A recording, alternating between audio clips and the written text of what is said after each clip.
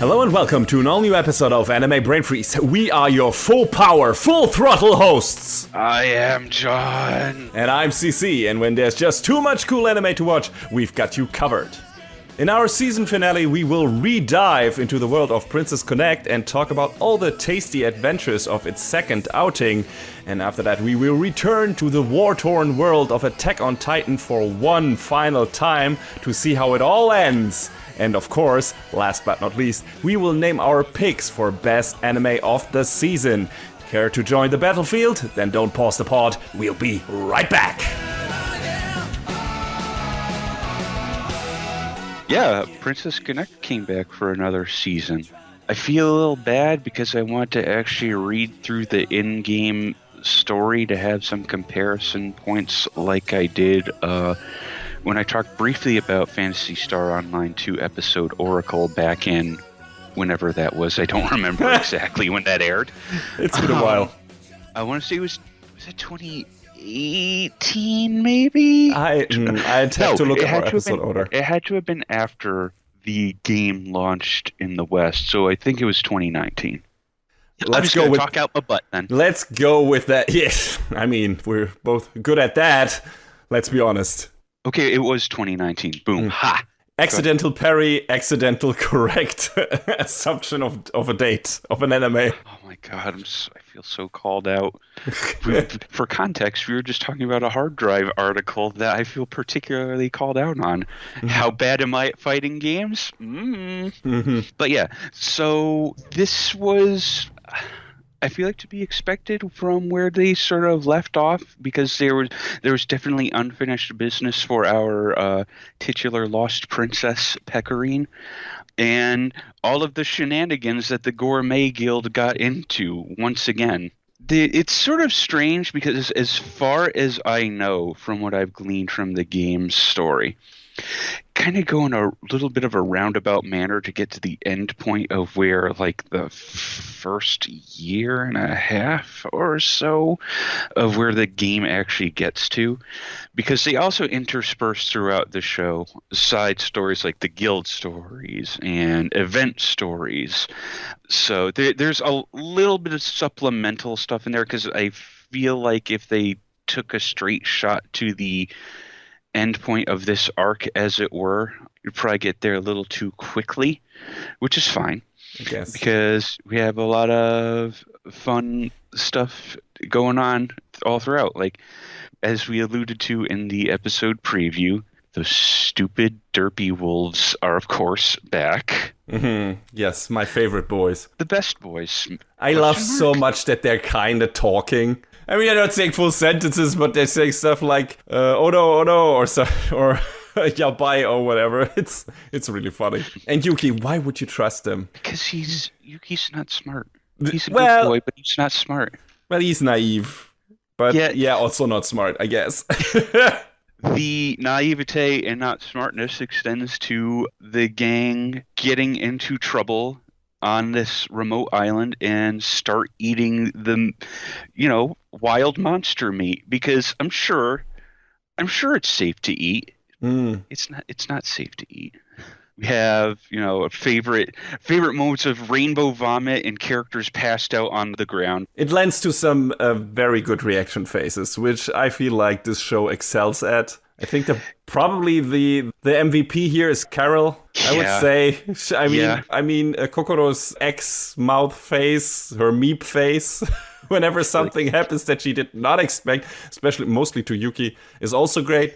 But I feel like in terms of variety and spice, it's probably Carol. Oh, yeah, without a doubt. That's definitely where a lot of, I feel like, Kanasaki was calling on his experience working on Konosuba, as well as just give her the goofiest face you can, because the artwork in the game doesn't really lend itself to those sorts of expressions, like the character art. There's not as much of that in the in-game cutscenes as well. It should also be noted, I don't remember if I pointed this out last time, the in-game cutscenes are done by Wit Studio. Interesting. Okay. So they all look incredible, but I kind of like the way the characters are portrayed in the anime a little bit better, because it feels like they're getting a little more flexibility to give them different expressions and do all sorts of other stuff with that, because they kind of stick pretty hard to the script with the character designs in game, which again, not to say they look bad, because they don't. But it feels a bit more in the TV series. It feels a bit more loose and lends itself better to the comedic moments, probably. Yeah, I noticed in a couple of episodes that the character designs were a little different, and that's because they had some other people doing some storyboarding. Like in particular, I think one of the early ones on that you and I both were big fans of was episode 4. Mm-hmm.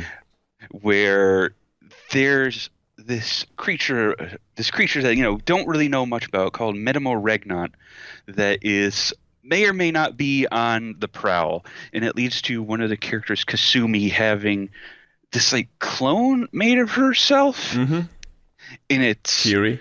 Yeah, Kiri, which is again also a plot point in one of the side stories, and that leads to this battle against this giant golem, and there are these amazing tracking shots and just a whole bunch of characters running up the arms and legs of this huge, like absolutely massive golem.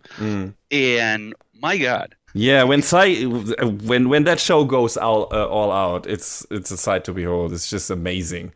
Like, I feel like episode 4 is the high point, and the one after that probably the final episode, or the final 2 episodes, I guess. There's most of the other shit happening, some cool one-on-one fights, but also effect spectacle and everything. So that's definitely when the shows, at least in terms of battle animation and everything, looks the best. But I think 4 probably overall is just the high point animation-wise, because there's just so many crazy shots in there, and like, holy fucking shit, this looks so good. And Cygames is it Cygames Studios, or what is it even? What is that studio even called?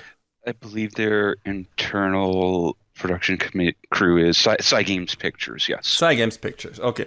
They're doing a thing that I really like in terms of CG, where there's like, they use it very sparsely and only for very certain things in a very effective way. There are some studios that just don't do that. And we will talk about that in a coming sneak peek, let me tell you. But this one, like, they use it usually for far distance shots, like when the characters are very small, for maybe some crowd shots, and then of course for certain monsters or characters in armor or stuff like that. And when they want to enhance the tracking shots and stuff like that. Similarly, how Attack on Titan partially did it with some of the Titans, and how they use the camera and that. And like, there was one character in particular that was full CG. Yes, but only for certain reasons, and I think it made more sense. It was probably easier to handle because only of that. when she's in armor. Yeah, so that makes sense, and it's not bad. Like, it's decent CG, and she mostly wears her armor when she's in battle, so also doesn't look bad. And aside from that, usually they kind of do it like Ufotable. They use it for scenes where the characters are a bit farther away, and you don't immediately recognize that there might be some. You have to look closely to be sure that it's CG. And I think that's the correct way to do it. And of course, they're using it to enhance the tracking shots and stuff like that. That's why episode 4 looks so good, because I think the environments are partially CG in those shots. And it's good stuff. They know what they're doing. Like, they got super capable people on their staff who like maximize all the tools that they have at their disposal. So yeah, I mean, visual wise, this show is not only like the animation quality in the fights, it's also just like what stuck out in the first season, that first of all, it's a super colorful show. Like, the color palette is great. It's super varied. There's, some more muted tones when it's more serious scenes or stuff like that. There's a lot of stuff done with light sources, and, overall it's just a very colorful, poppy show. And then you have great facial animations for the characters. There's a lot of emotion put into that, right? A lot of characters are crying in the show. Yeah. A lot of characters, are having, like we said, these great comedic reactions, and also, very Girls being cute, of course, but also there's just so much happening with these character faces and so much effort put into that. So it's great. The shading, the different environments and everything just looks so good. And I'm like, man, what the hell? It definitely stays true to the spirit of the game, in that the game is also very bright and colorful. Like, that's not to say I'm throwing shade on anything else that Cygames has done. Like, Grand Blue is obviously their big heavy hitter, but Grand Blue color wise is a lot more muted in comparison, both in the show and in the game. And then you look at something like Uma Musume, and it's like, here's your rainbow, here's your other rainbow. Yeah, absolutely. Rainbow absolutely describes it. Not only the vomit, but the show in general.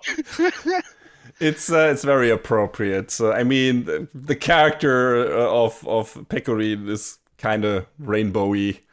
I mean, the cool thing is there's a plot reason for that, right?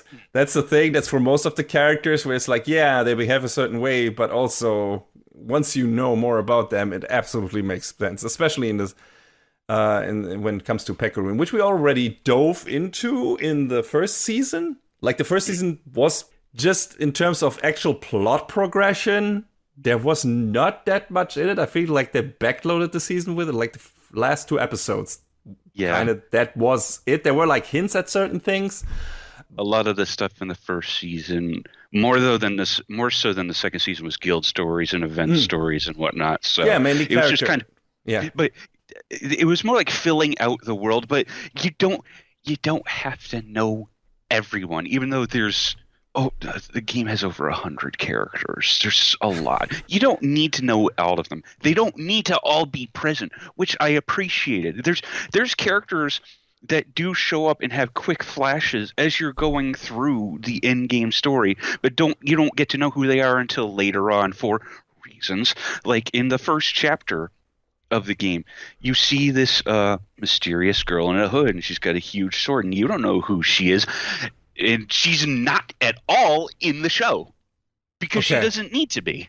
I feel like, I mean, that's good, because I guess that was one of my holdups with the show. It's just, there's so many goddamn characters already, John. Like, I know. Dude, I just... Right now, if you were to play the game, the global client, I think you could get...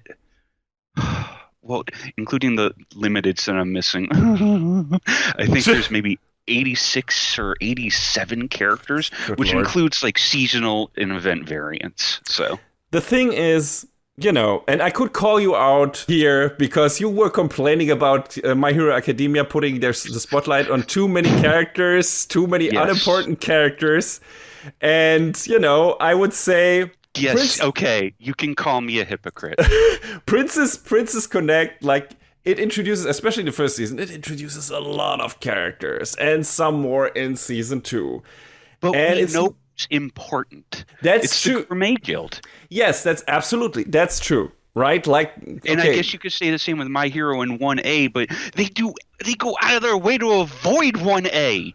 That's true. I would say yes, in the Princess Connect, the focus is more definitely on our main crew, and that's nice, and that's good. Weirdly enough, not on our ostensible main character.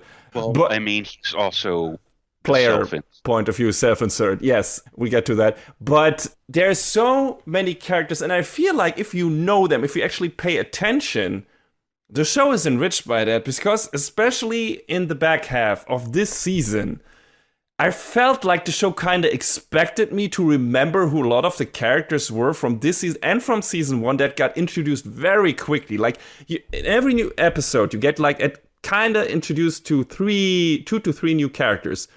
Or, that happened in the first season and they bring them back, but I didn't remember them because I didn't get to rewatch the first season. If you're watching this show, I would say definitely watch the first and second season back to back, because the final parts of the second season have like these big kind of pop off fuck yeah moments, a lot of them, and a bunch of them like rely on you knowing who these characters are that suddenly appear on screen and do some awesome shit. But I didn't remember half of them. I was like, wait, who was that samurai girl? What? It's cool what she's doing, but I don't remember who that is. So that I don't I don't think Ruko was in the first season. They introduced the rest of Twilight Caravan, but not her. Okay, well then that's more problematic, I guess. But the show acted like I was supposed to know her and cheer, and I was like, I don't. Who is that? Well, I have a simple solution to your problem. No, I'm not playing the game, John. I tried. But yeah, I mean, we do get like little peeks at all of the characters, and I feel like the ones that they want you to focus, obviously the ones they want you to focus on most are Pecorine, Carol, Kokoro, Yuki. Yes, definitely. And then you got a couple of more important side characters, right? You have Fake Luciana is very important. La Barista. Ameth is slightly important because she has a hand in all of this. True, she has a hand in all, but she rarely appears. She's like in 2 or 3 scenes in this season, I think.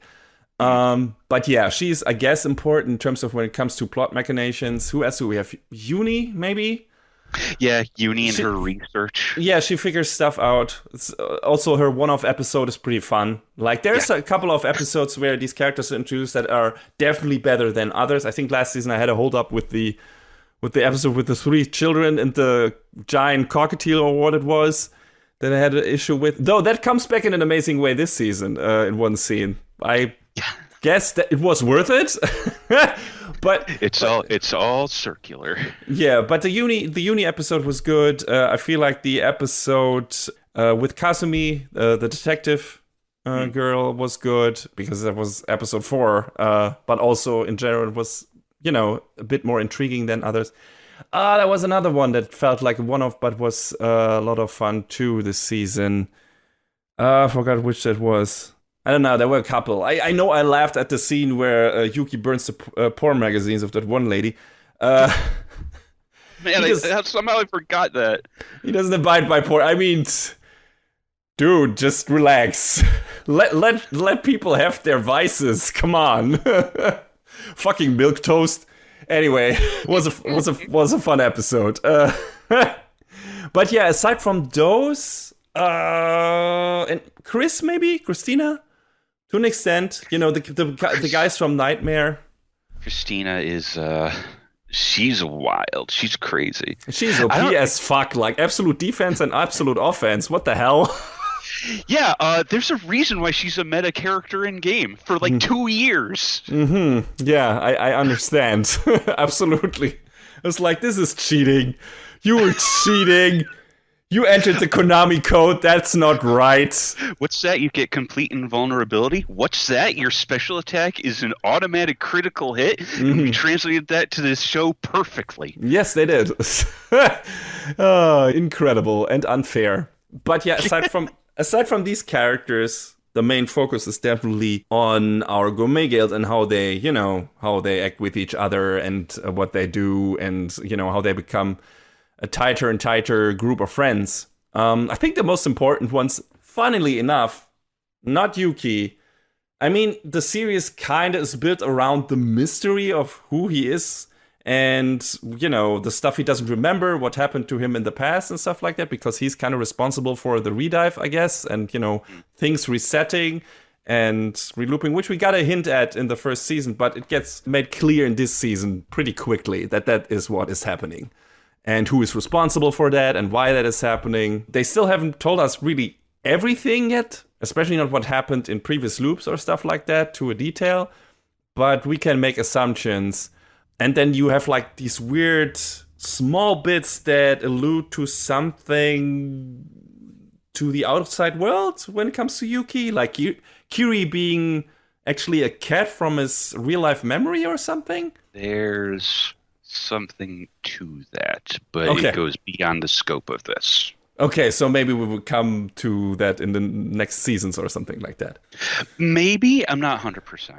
Oh, because it's maybe more of a side story, or well, they sort of blur it. Like it deals with the character specific stories in game, Mm. and they kind of blur it in there as being part of the main story. It's weird. So it's gonna sound overly complicated, but there's four different stories in the game. There's the main story, Mhm. there's your individual character stories, there's your guild stories, and your event stories. The event stories are kind of live off on their own. They're whatever. Everything else kind of, I'm not 100% sure how everything else fits together, but this is why I should have taken the time to read through it. I'm sorry, but maybe if we have another chance to talk about this show, I will do that thing.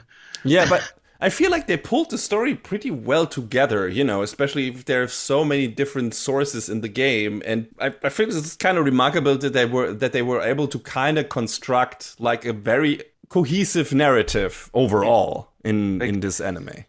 Like, in spite of how the pieces of the plot fit together, watching the show doesn't ever feel like overwhelming or confusing. Like, you might feel overwhelmed because there are a lot of characters. Yeah, absolutely. That's a one point of contention. But they're not all on screen at once, which, I feel like helps a little bit. They are in the OP. Yeah, that's different. Shut up. Hey, you were the one complaining that looking at the OP for My Hero Academia made you get a headache. So I'm just calling you out on your shit. Listen. Listen. Go away. Anyway, but yeah, aside from that, I think I think you're right. There are like a couple of few scenes where you have like almost all side characters on screen, like where they have the harvest scene, right? The rice harvest scene in one episode. And then I guess at the very end, when everyone kind of comes to together and fights the big evil, at least not all in the same scene, but everyone like is basically the same episode and has a cameo disappearing. So yeah, aside from that, everyone has like their extra episode, I guess. And yeah, that's kind of it. But yeah, like I said, it's better if you watch like both seasons back to back, because a lot of these characters get their one shot in season 1 and then they maybe don't appear until the end of season 2. Like I said, I'm not sure. I don't even know if some of these characters were in season 1. So there's that. But you probably can avoid some of the confusion if you watch them back to back and don't take a giant break like I did. I mean, some came back, but not all of them. I feel like that helped a bit too. And then some of the characters that come back are also taking up a lot more screen time because they're important, like La Barista, Queen Labyrinth, and because she is like one of the kind of people who behind the scenes who makes the gears turn. Her scenes with Yuki are pretty important to the main plot, I guess, because it turns out he's her Princess Knight and everything. And that's more. I feel like the overall plot itself kind of is moved along pretty well in the season, and there was more happening than I expected, considering how the first season went about things. Like you said, there were more character side event stories, whatever, in the first season, and this felt more like, no, actually, we're gonna get into the plot yet. We're gonna reveal now. We're gonna reveal what happened to Yuki before, kinda, a bit at least, or enough. We're gonna reveal who our kind of final boss is and what their goal is. I mean, we kind of could have guessed that from the beginning, but not necessarily where they're coming from and what they were trying to do. And there are some wrinkles to that also in the season that we didn't know about before. And then the show kind of also brings the character story of Pecorine and Carol to a close, which I think is the main focus of these 2 seasons. They are definitely the main characters. Yes, absolutely. Like, I expected, it's like, okay, Yuki is a self-insert character, he barely talks, so I wonder what they will do to make him the main character. Spoiler, they didn't. Like, he is kind of there to somehow move the plot along and be the guy who pulls everyone together in a way, but the main characters of this show are definitely Pecorine and definitely Pecorine, and on the side of that, Carol, because like they have this sister relationship going on. Like Carol being the big sister, I guess, and Pecorine the little one, but also that turning around when things get serious. So that's kind of how they go about it. Yeah, they definitely definitely play off of each other and rely on each other in different ways in different situations.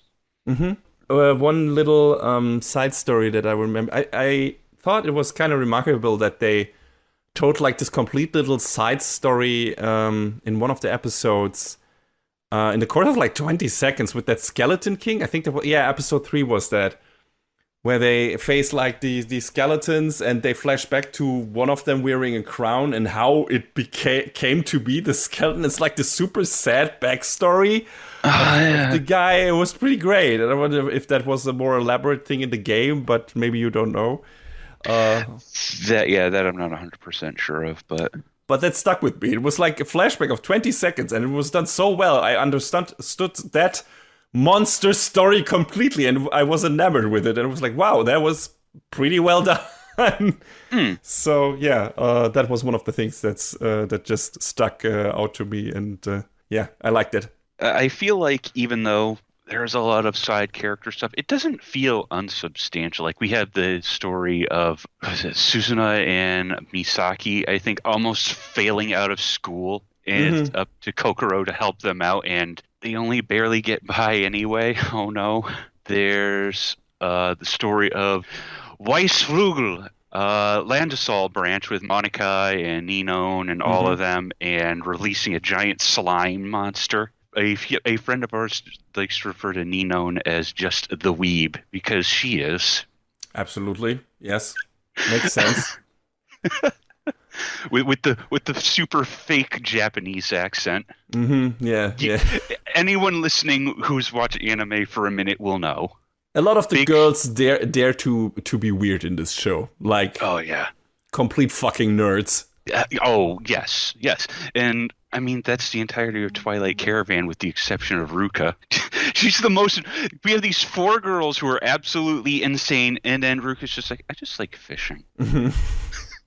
Because we have the big fight with all of them underneath where the actual final battle is going on, and it's a humdinger, dude. But this show, I am definitely biased because, you know, this is the gacha game I have let myself latch onto after Kingdom Hearts UX. So, and I've got a lot of enjoyment out of this. So seeing the characters and all these stories, you know, get the justice they deserve in this form is great. I love it.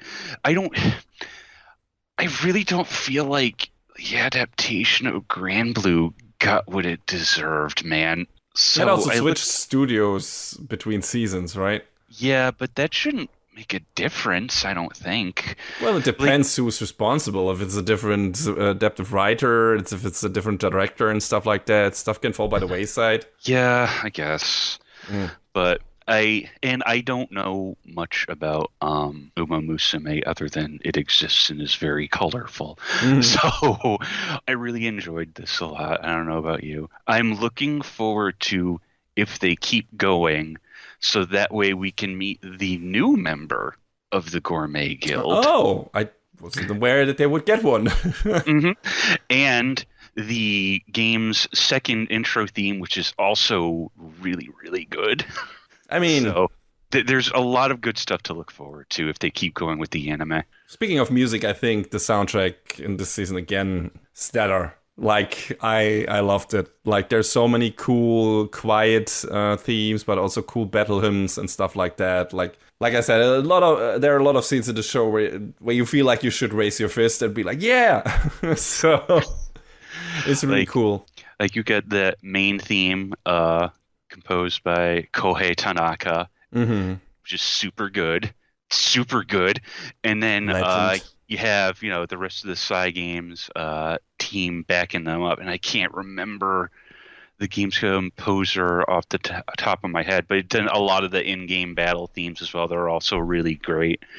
Watch this show if you really want like an incredible animation showpiece. It doesn't matter, I guess, if you play the game or not. I think it will enhance your enjoyment of it, but I don't feel like it's strictly necessary. No, I mean, probably you might get more out of it. Probably, at least some of the characters might be more in your head when you watch the show. But aside from that, I didn't feel lost. Like they do this you have the mystery set up, right? With Yuki, and you're like, okay, what is going on here? This is a virtual world, right? Or is this a virtual world? What is happening?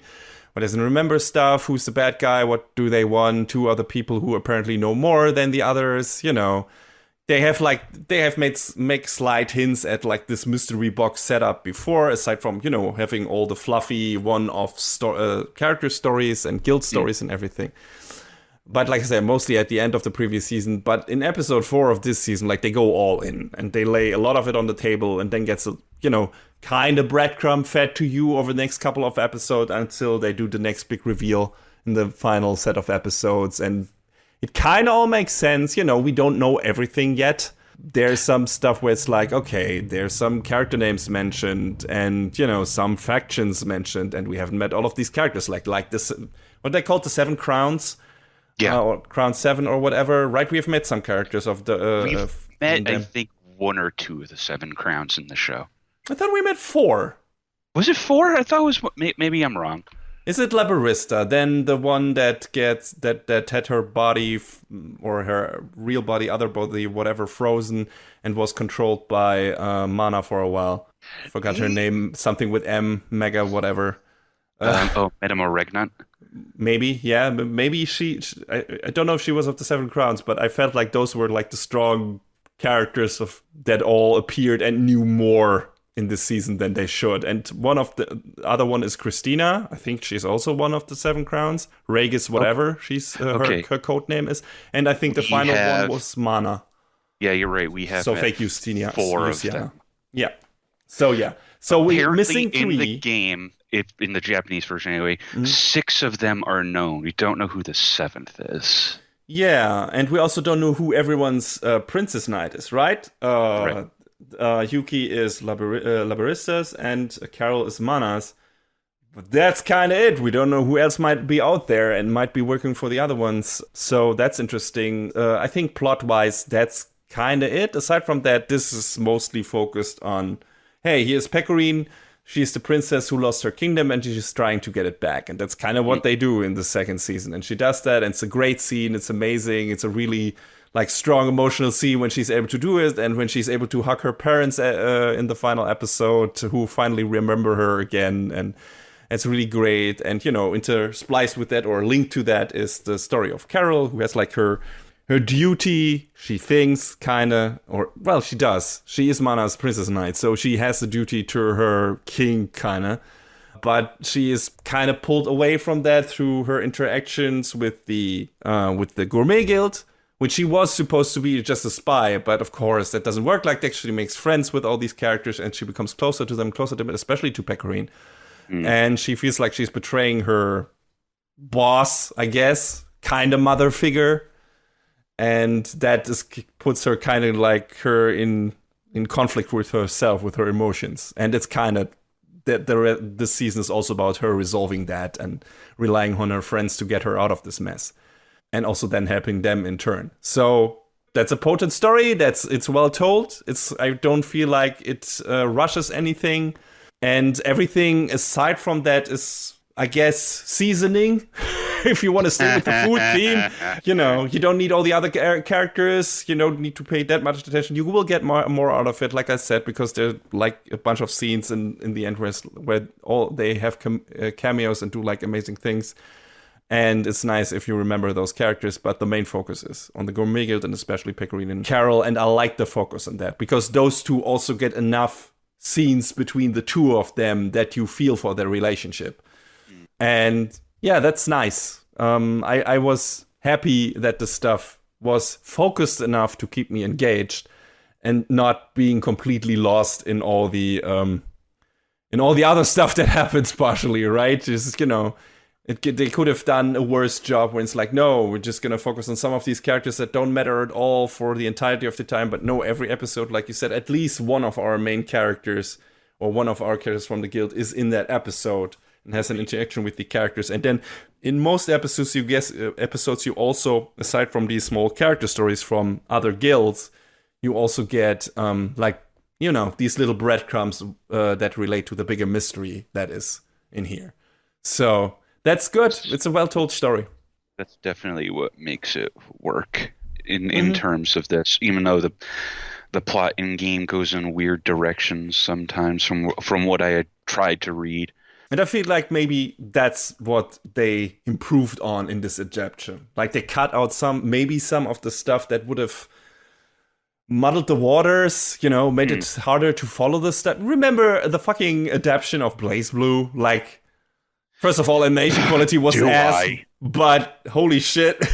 Also, the story didn't make any fucking sense, and so that's one of the worst examples how things can go. That's definitely a situation of just play the game. Yeah, exactly. And I didn't get the feeling while watching this. I didn't get the feeling like, man, this is a nice appetizer, but I really should play the game. This felt more like a self-contained, complete universe story where it's like, yeah, something happened before this that you might be able to play if you play the game, or that might be able to know more about if you played the game. But it doesn't really affect your affection for these characters, and especially for the main character story, which is Carol's and Pecorine. So that's just well done. Another show that I think manifested that well was the adaptation of the first Danganronpa game. Yeah, you missed like some pretty nice stuff on the side, but the show conveyed absolutely what it needed to, and it did it well. So I don't know if one won't be a substitute for the other, no matter what show, game, whatever we're going to talk about. But it would be, both serve as a good like stepping in point. So yeah, and I guess time wise, it's less of a time investment to watch a 13-episode show than play a 30-hour game. Exactly. So there's that, and the voice actors are giving their all and everything. Did you also get the feeling that Christina's voice actress was trying to channel Norio Wakamoto like hard? I don't know that. She, I guess a little. I mean, yeah, Chiaki Takahashi has been in many, many things. Oh my god. She was in The Idolmaster as Azusa. And hey, let's go back to Blaze Blue for a minute, shall we? She was like Chi Fei Ling. Yeah, that makes sense. I would have assumed if any of the characters, she would have been that. Yeah, yes. A lot of the same energy, kinda. Yeah, I guess. Yeah, she's fun. Like, every scene she's in, she's enjoying, like, hamming it up and everything. So, and like I said, she's oozing Wakamoto. Definitely a battle crazy. Her and Eriko. Yeah. Was Eriko in the first season? Yes, she was. See, I didn't remember her. She was trying to experiment on Yuki when they to take Carol to get treated at at their clinic. Now that you mention this, yes. And then Carol came back feeling, quote, 30% better. That's something, I guess. Wow, speaking Carol, of you really do look 30% better. I'm going to sleep. Oh, okay. Talking about game-ish stuff, I feel like it's interesting. Also, I mean, they did something different with the time loop stuff than other gamified things did. I feel like what comes to mind is ReZero, where you also have a character that gets to start things over. But I feel like Subaru from ReZero is going like more of a roguelite route because he gets to keep his memories. And Yuki gets to go the true roguelike experience because he has to fucking start over and, get all these experience points again. But we sort of see the past memories starting to bleed through. I think Ameth even says to him in so many words, I can't let you see that memory yet. And it's because it is still there. But that's the thing, though. Do they ever give an actual plot reason why she can't reveal all his memory at once? Would they kill his brain? Or did they say something along those lines? Because I get it from a storytelling perspective, right? You don't want to reveal all your secrets immediately. That makes sense. But I felt like they didn't really give an explanation why she couldn't do that to him, from a in-universe perspective. So maybe I missed something, but it was like, no, I can't show you that yet. I'm like, why? Shut up, that's why. Yeah, so like I said, maybe I missed something, but that was just a bit weird to me. But aside from that, like I think the most important stuff in this show The plot is nice in terms of how it's structured, and there's some cool stuff. There's like in the middle, when some big reveal happens, there's like a cool battle between Labarista and Mana in like this weird fucking virtual space that is really also, animation going all out. But aside from, the plot pieces and everything coming together at the end, at least up to a certain point, I feel like the emotional moments are the most important thing about this show. All the stuff between the different, the crew members, the guild members, the gourmet guild members. And, there are a lot of standout scenes when it comes to that, especially between Pecorin and Carol. Oh, that moment they have in episode 7. Is that where she eats the onigiri together with Kokoro and is breaking into tears? Or that's the next episode, but okay. They Pecorin and Carol have a nice moment together in 7 that they both needed. Yes. Oh, I think I know which one you mean. Yeah, they were both great. But also, I really like the scene where Pecorin like breaks into tears while eating a rice bowl because, they harvested the rice together with all of her friends and she was alone for so long and now she isn't anymore. And that's, she's crying tears of joy and it's really heartwarming. It's like a really nice, legit heartwarming scene. And I really enjoyed that. Made me feel fuzzy, warm feelings. made you catch feelings? Yes, the best disease. I think the last thing I'll say before we go out, boy, they really oversold how strong Princess Strike is. Really oversold it. Yeah, kind of, I guess. Yeah. Also, it's the only move she can do. Well, I mean, that... As far as the game goes, that's normal. Every character has their big super attack called a Union Burst. Fine, yeah. All right. But, boy, you look at this big attack and it's like, wow, Pecorin must be really strong. I have her doing maybe 8,000 damage to a boss with that attack. Meanwhile, I got Eriko around the corner hitting for 250,000 on a critical hit. And it's like, guess who has the permanent spot on the team? It's not Pecorin. She can still evolve in your party too. Who knows? Maybe she will unlock a higher damage tier. When she gets her 6th star next year, she'll be worth using. Okay. Maybe, you also need to enhance Yuki that he needs to unlock something in her. I don't fucking know. I mean, I don't know how that game works. It's weird. You would think Yuki is a playable character. He's not. I would expect him to be a support character because that's what he is in the show. He's there to send every character his energy and unlock their superpower, whatever, The only time his in-game sprite appears in battles is during, like, event scenes. Like, he's not a character you can actually put on a team and use. I'm glad they changed that for the show. Also, him taking actual active part in the show, I like in that the battles, where he's not standing by and just holding out his hands and sending his energy and stuff like that. And I think we had that in other shows where the characters just did that. It's like, So yeah, I'm glad that they changed that, and I'm glad that the mom of the Afro Aniki got married at the end. Good for her. She deserves it. She deserves her happiness. All of these weird side characters, I love them so much too. God. That's probably one for that's a upside of having so many goddamn characters. You probably will find one in there that you get super attached to. We're like, this is amazing. This is a really great character. I like the weird llama in the first season, and there were a bunch of. That is his favorite character. 100%. But yeah, and in this season there were also a couple of great ones. So I like the weird horny porn lady who was like couldn't hold back. She had to sneak out of work to read all these porn mags. She couldn't help herself. Don't worry about it. It's fine. Yeah, exactly. It's fine. Just don't ruin her day, Yuki. Jesus Christ. Work is not everything. Let that lady be horny. What the hell?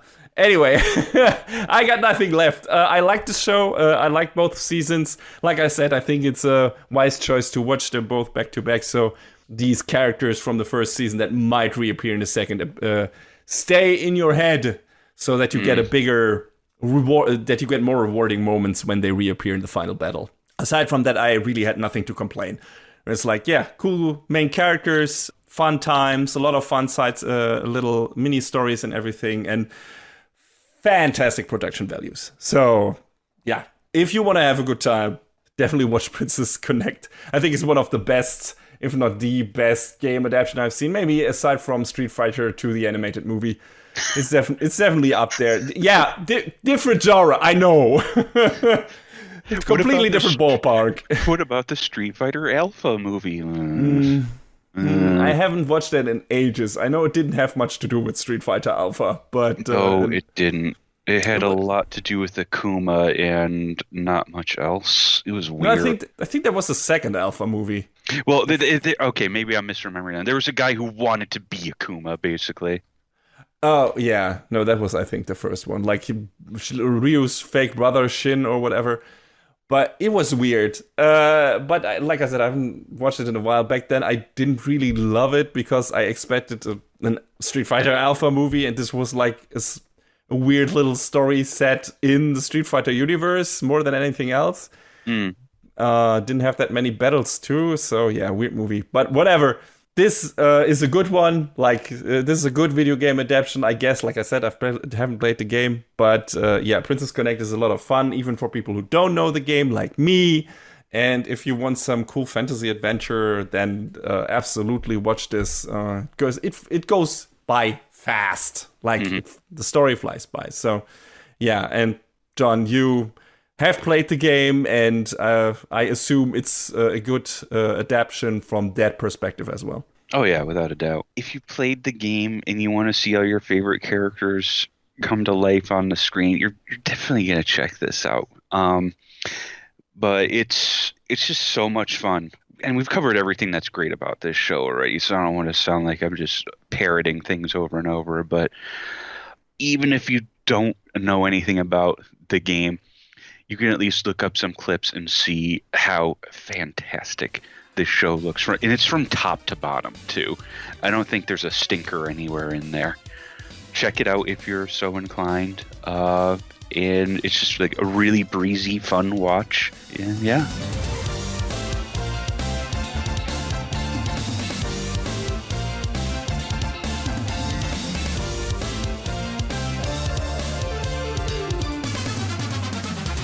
All right, here we are, the final season of Attack on Titan. Man, John, can you believe this is how they ended it? I can't believe they got all the way through to the end. It's crazy. What an ending. That was nuts. It's weird how they ended it without ending it at all. It's crazy. Like, Isayama so daring, Mappa crazy. Like, I wouldn't have expected to just leave it out there, just leave it hanging, dangling. Man. A+. 10 yes, out of 10. What a troll. 10 out of 10. 5 stars. Incredible. 4 stars. Of course, we're only fucking around because opposite to what we expected, this is not the final I guess it is the final season because it's a part 2 of the final season, but we're gonna get a final season next year. I cannot wait for the final season part 4. There's not enough story left for that. God, no. If there somehow is. Maybe you're gonna do a one-off prequel, whatever shit. I don't know. But it looks like... Yeah. Watch them not end it and be like, hey, we got a movie for you. I will riot in the streets. Same, really. But not because I would be happy to get more. It would be like, no, I want this story to end because it needs to end. Not because it's bad or anything, but it's like we have waited for this for so long and I can't take this anymore. I must see how it ends and be done with it. And I must know if this will be one of my all-time favorites or it will shit the bed on the final stretch. So, I don't know yet. Again, just like at the end of the first part of the final season. And it's like, Man, okay. Imagine being anime only. Couldn't be us. Wait. I could open a manga right now and read the rest of it, but I don't want to. I feel like I start with the anime, I'm gonna end it with the fucking anime. Yeah, like, I remember saying to a friend of ours, I kind of want to read ahead, and he was just like, no. We want to see your reactions. It's like, all right, fine. Gotta wait another year for it. Oh my God. Another 6 months-ish. Well, they didn't. Did they said winter 2023? So probably at the end of January. December, start of January. Now let's see how many episodes we actually get, because the last two seasons, or 2 parts of the final season, had a bit of uneven episodes going. How much did the first part have? I don't even remember. Part 1 had 16. Part 2 had 12. Part 3's gonna have, who knows, because they've been going at a pace of 1 chapter per episode. So It doesn't feel like it's dragging its feet, though. I mean, some people might see it that way because, we're still not at the end.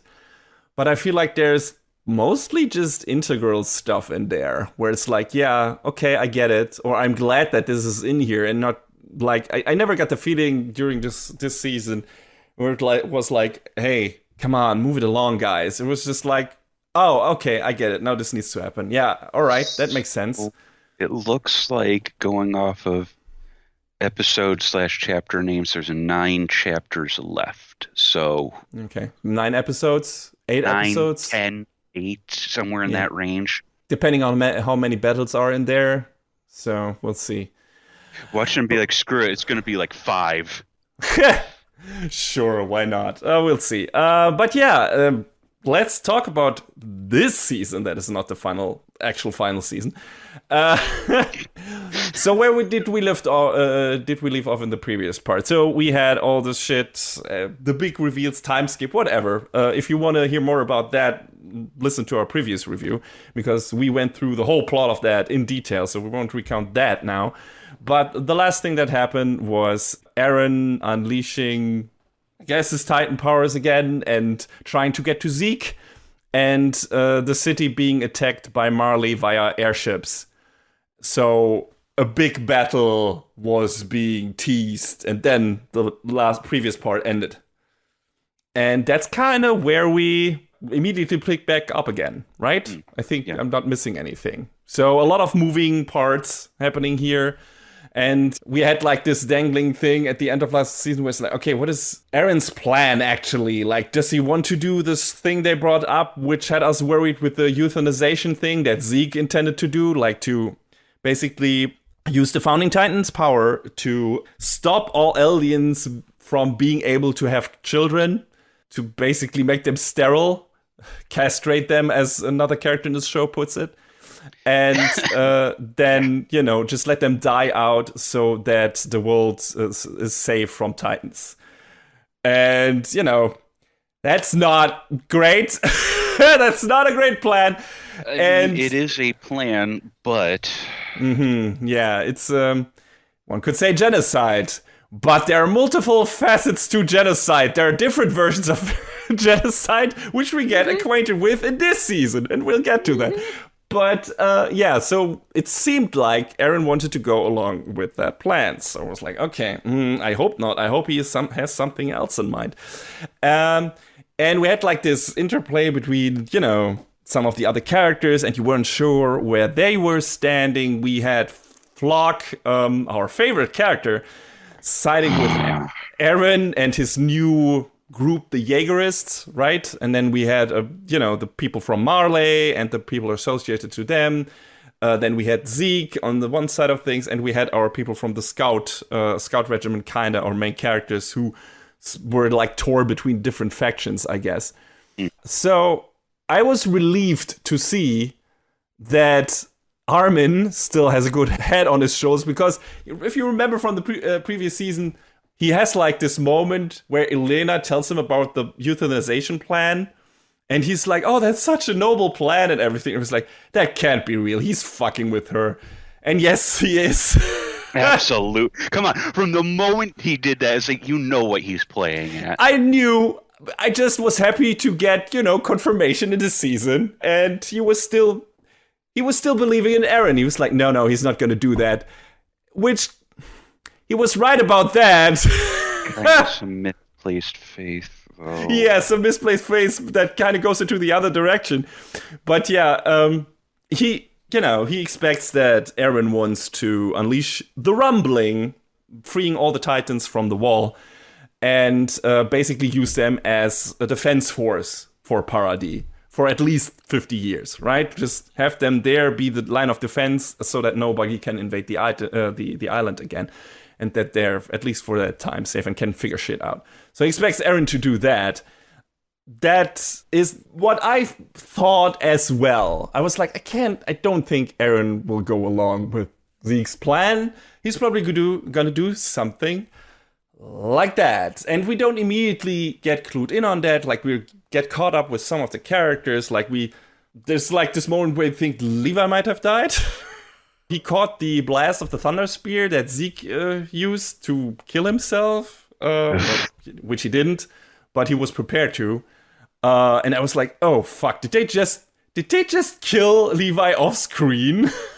Which would be fitting kind of for Attack on Titan. Like, they have killed some characters out of nowhere that you expected had plot armor. So I wouldn't like, okay, maybe. But yeah, no, he's not dead, as we learn a bit later in this season. But still, it was like, at the beginning, I was like taking it back. It's like, oh fuck, is that how they kill off Levi? Holy shit. That is daring, even more so than Sasha. But no, Isayama didn't go that far. We also, of course, were introduced to some of new characters in the previous season. The least favorite probably being Gabi, who was like the proto-Eren of the Marleyan Titan group, I guess. You know, indoctrinated into the military machinery and everything, and, you know, believing that all the people on Paradis are the devils and shit like that. And that, in this season, finally gets, like, the turnaround. Like, everything she has seen on Paradis up to this point, and the words of Sasha's semi-adopted sister Kaya finally have taken enough root in Gabi's brain to have an effect on her way of thinking now when the battle starts in the city. Like, she finally breaks down and realizes that the Paradis aliens are just people. She also stops Cole from killing Nile, I think.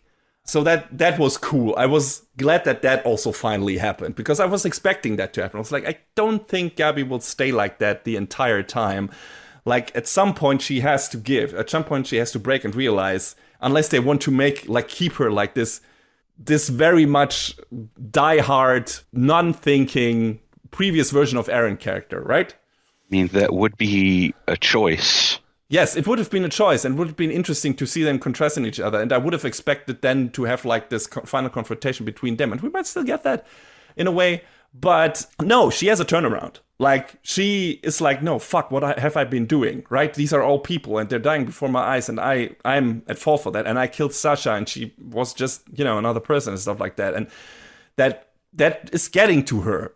All this stuff is finally getting to her. She sees a perspective she was never able to see before, because she was so heavily she was just strung along by all the stuff that, you know, happened to her as a soldier and as a Titan candidate. So I was really glad to see that she's not like this one-faceted character that was supposed to show us like what Eren was doing just from a different perspective, from a less sympathetic character. Falco basically proposing to Gabi, I think, in that one scene. That was also pretty cute. And, you know, Colt hugging him and everything, and it was really nice. But, you know, that's when, during all of this, the assault of the city happens, and Reiner, I think, is fighting Eren and shit like that. Big CG Titan battles, which looks a lot better in this season. It got a huge upgrade over the past season. I think I mentioned that in the sneak peek. Yeah. But the CG Titans actually look a lot better. I think you agree, John. Yeah, without that, they definitely put more budget into the CG this time. They put more budget into it, period. Yes, it's an overall much better looking season than the previous one. Maybe because Mappa had more time on their hand, and I hope the final season will look just as good because of that. Because again, another year break between that. So maybe they're taking their time, or they are able to take their time between all the other projects they got, and it would be really great if they put just as much effort in the final part of this final season as they did in this one. Because production-wise, it was a huge upgrade. It feels like they had to, you know, figure something out in the first part. In the second part, they found their footing. So big battle happens, and then Zeke unleashes, does his scream, and if you remember from the first season, everyone got accidentally fed by drink some of his spinal fluid. Ugh. I can't get over that, dude. Yeah, it's gross. And that's why he's able to basically, with his scream, transform everyone into Titans in the city. Really, everyone of the alien people. And that happens to Falco. And I think it immediately kills Colt, like burns him to half of his body. Because, when you transform into a Titan, like this hot steam is released from your body. And if you're a colossal Titan, it's basically like a fucking nuclear explosion. But, normal Titans just burn you kind of if you're too close to them and they transform. So I think that's what happens to Colt. After getting a couple of good feels, like the show daring to give us some good feels with the scene between Gabi and Colt and Falco, and then them good feels don't last long. Which is, I guess, par for the core for Attack on Titan. It's pretty harsh to see that happening. And, the season turning, the atmosphere turning on a dime, like zip, and everything is turning to shit. Like, I think Colt even begs Zeke for his brother's life, like for Falco's life, like, don't do it, please. Yeah. But to no avail. And yeah, that's pretty harsh. I also hadn't realized up to this point, for some reason, that the reason Zeke uses like these baseball moves in his Titan form is because he played it with Xaver, like his adopted father figure, and who he considers his real father instead of Grisha Yeager, who, kind of kicked him to the curb. Yeah, exactly. And Xaver kind of rescued him from his misery and gave him a purpose. So I think for him, he was his real father, and that's why he does what he does, right? It was really weird when you see the Beast Titan the first time, and for some reason, first of all, that guy talked, and then he does weird fucking baseball throws, and you're like, what is happening? I remember that. Oh, no, same. I remember being like, all right, dude. But, it all came around in the end. Yes, so. they explained that, and it makes absolute sense, which is one of the things I love about the show. But yeah, then we have like Reiner is willing to let himself get eaten by Falco and die, which he has longed for a long time, as we learned in the first part of the final season. Like, he's kind of suicidal. But yeah, Galliard / Porco like takes Reiner's place, and so Falco will become the next Jaw Titan, inadvertently. So that's that. But Eren, who's still trying to reach Zeke at this point, gets his head taken clean off by Gabi with a shot. That was a very surprising scene. I was like, what the fuck? Which is accompanied by this neat 3D diorama shot, which we haven't seen something like that in the show before, where they zoom out, or they zoom through the entire city and then around these characters, I think, if I remember correctly. Which was I don't know if it was full CG, but at least most of it was. There's a bit too much aliasing, I think, in it, but it's a pretty cool idea. It's what is like a unique visual sting in this show that I hadn't seen before from Attack on Titan. I was like, oh, that's neat that you decided to do that. And then, yeah, Zeke, like, I think catches Eren's head, and then weird shit happens. Like, they both this way make contact with the coordinate and the founder Ymir. Not our Ymir from the previous seasons that we got to know, but the original one. Like, the original inhibitor of the Titan powers, the mother to all Titans, kind of. They're like in this kind of mind space, right? Like, or ethereal plane, something like that. I think in one of the ad break title cards, it says the coordinate is a place where all paths intersect. Like, their time is both instant and infinite. Yeah. So it's like this weird space out of time where all the characters who have Titan powers can, in one way or another, maybe go if they're connection to the founding Titan, and I guess talk to their god or the mother of all of them, their progenitor, whatever. But yeah, Zeke asks Eren to grab the power of the founder and execute his Eldian euthanization plan by sterilizing all of them. And at that point, Eren does exactly what I, at least to some extent, hoped he would do, like throw this notion right into his brother's face. Oh, you knew that was coming, though. Yes. But yeah, the way they executed this was still nice. Like, I was really happy. I was like, yeah, he's not going to go through with this. But the way he goes about it, it was like a nice fuck yeah moment. Like, and, he repeats his words, which then, considering what he decides to do after that, it's a bad aftertaste. But he repeats his why, because I was born into this world thing, which has come up several times, in his conversation with Reiner in the basement and, in the beginning of Attack on Titan and everything. So kind of his theme. But yeah, he uses it to throw the notion of eradicating all aliens from the face of the Earth into Zeke's face, which I really liked. But sadly, Zeke anticipated this and ostensibly takes Eren's power. And we do a visit down memory lane, where Zeke wants to convince Eren of his point of view, what their father, that their father brainwashed them both with his, I guess, nationalist ambition of restoring the alien race to its former power. And as much as Grisha Jäger was a misguided, ruthless person that did a lot of bad things, this is not the core to Zeke's whole drive, I think. He's trying to sell that to Eren hard. Like, he might truly believe that he is doing all this to save the aliens and the world from the never-ending, vicious cycle of hate, violence, and death, which is one of the main themes of the show now. But the root of that belief and motivation is grounded in the simple, seething hatred of his father for abusing and abandoning him, I think. Would you agree, John? Oh, without a doubt, yeah. He has nothing but hatred for Grisha. And Eren gets what he's trying to do with this and quickly tries to pretend that he sees things Zeke's way now. But Zeke also wants to take his time, so it feels like that works, I guess. And then they go farther, and Zeke at some point realizes that Grisha didn't manipulate Eren. In fact, he couldn't bring himself to enact, his original plan to kill the king, King Fritz, when he found him in the walls, much earlier than we thought, actually. We only saw, until now, have seen flashbacks to what Grisha apparently did, and how he took the power from the king of the power of the founding titan from him and everything. But there's more to that, as we learn now. He was full of doubt and regret and everything. And what Eren says here is interesting and important. Like, he says, and that will, considering what he decides to do later, that is, like I said, very important. He was never like his father or his brother.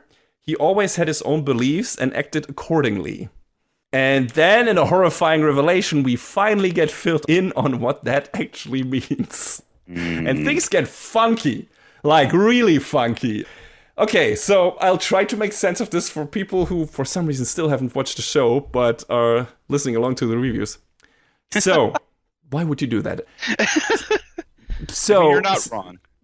Since the coordinate connects past and future for people of the royal alien bloodline, which Zeke is part of, Eren manages to influence his father's action from the future.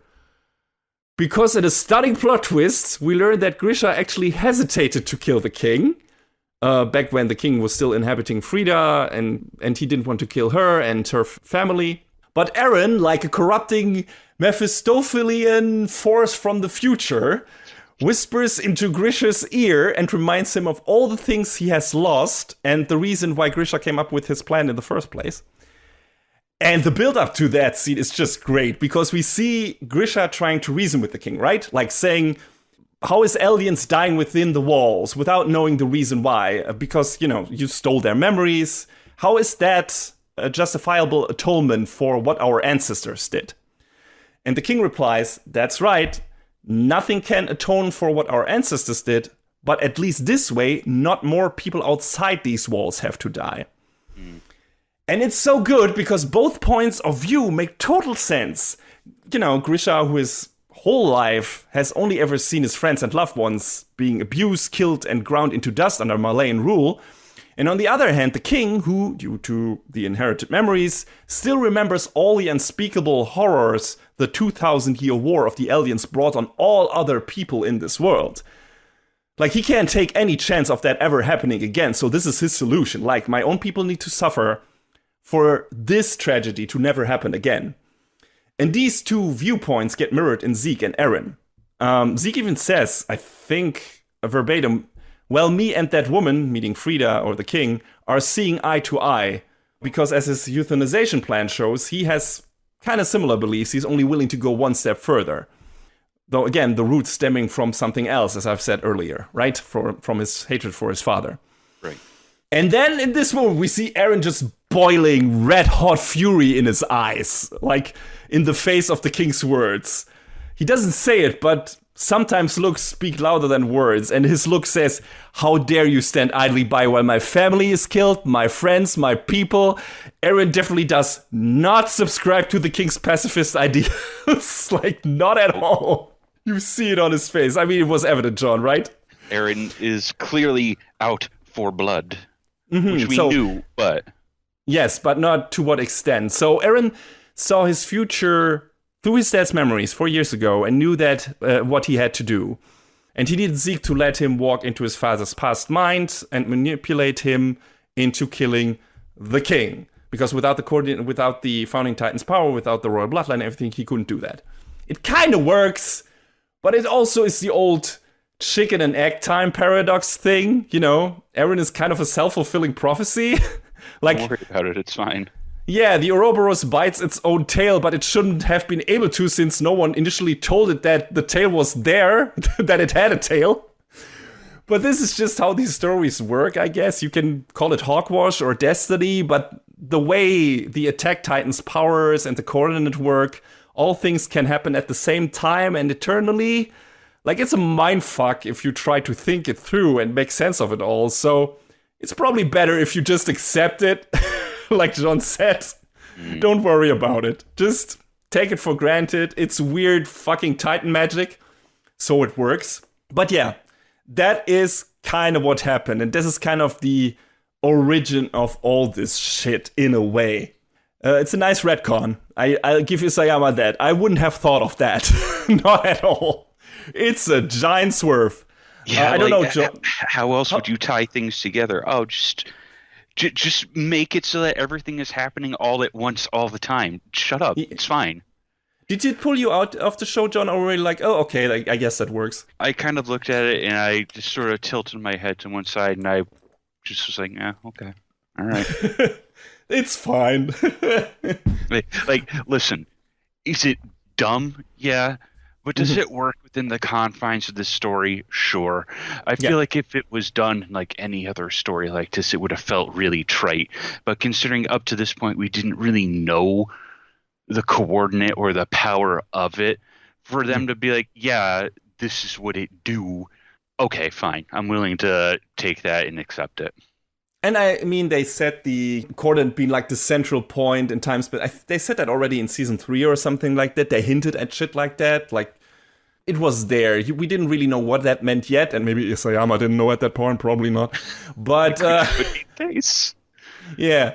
But the way he pulled it off and the way it's integrated and the way it's revealed. The reveal is very strong, right? Because it's a very well done presentation. Mappa animates the fuck out of it and everything. And it's really well done, and you really understand where our characters come from in that regard. And you have these nice parallels between Grisha and Aaron and the King and Zeke, right? So that's neat. It's well done. It's really well done, and feels like, hey, the past is repeating itself with a bit of help from a guy from the future. So that's how it works. But yeah, it's kind of heartbreaking in this moment to finally see Grisha hug his oldest son Zeke, like in the past, I guess, when he enters his mind space's memory.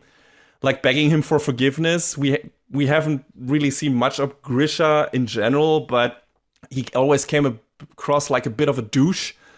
And here it's like, man, you really feel for him, and you feel for Zeke even at this point, who also came across mostly as douche. And Zeke is breaking into tears. Like, of course, this is all he ever wanted, to be truly loved by his dad. It's like you feel for him. You're like, shit. Grisha, you should have done that sooner. Then all this crap probably wouldn't have happened. So, bit too little too late. Anyway, I guess it's a nice gesture. So, at this point, we get the origin story actually of the Titans themselves, right? Of the original Ymir. She was a slave girl that stumbled over the powers of the Titans when coming into contact with something. She subsequently was basically made into a breeding vessel by the original Eldian King Fritz. And for generations, her blood and power were passed down by the Eldians, because of the Titans' powers. However, the identity of the something which began it all remains unknown. It may have been some type of pathogenic parasite, a god who pitied the founder Ymir and gave her the power, or something else entirely. some alien, whatever.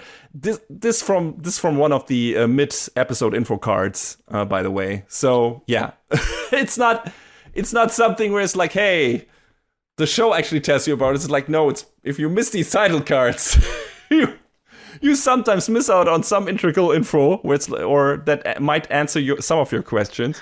Yeah, I made it a point to...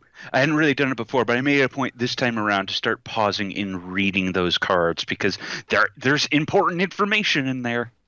I hope they actually... I think I watched a Blu-ray before of Attack on Titan, and they didn't translate that shit there. What? It's like, guys, come on, please. You must. I wonder... Because, oh God, I hope Funimation translated them on their Blu-rays. Yes. So some of that stuff is important. Otherwise, you have to do Wikipedia. I mean, it's not completely integral. You get most of Ymir's story out of the episode itself. But it's really nice to have this additional information, like of this, it doesn't really reveal anything about that force that gave her actually that power. But it's still nice that they actually put thought into that. And we're like, oh yeah, that it could have been that, it could have been that. We thought about it, but it's not clear. It might be random. It might have been an act of random misguided kindness or whatever. But yeah, that's how it happened. By the way, John, do you remember the names of Ymir's first 3 daughters? Oh, God. I don't. Rose, Sina, and Maria. Sound familiar? Little bit. Isayama, you sly bastard.